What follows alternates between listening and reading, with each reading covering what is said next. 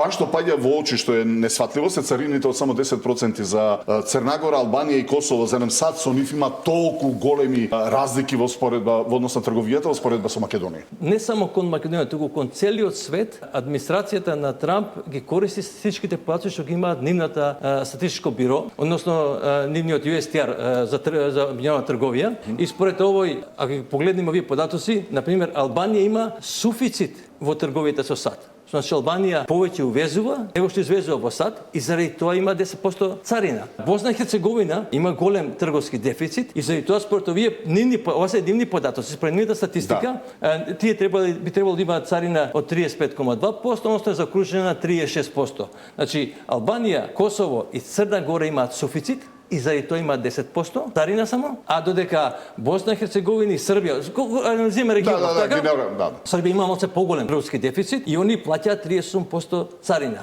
На пример Турција има скоро избалансирана трговска размена, има мал суфицит во нивниот извоз кон Америка, меѓутоа биќе тоа е под 10%, им е дадена стапка на тој начин, на пример Израел, кој што е традиционален партнер на Америка, доби 17% царина, Европа доби 20%.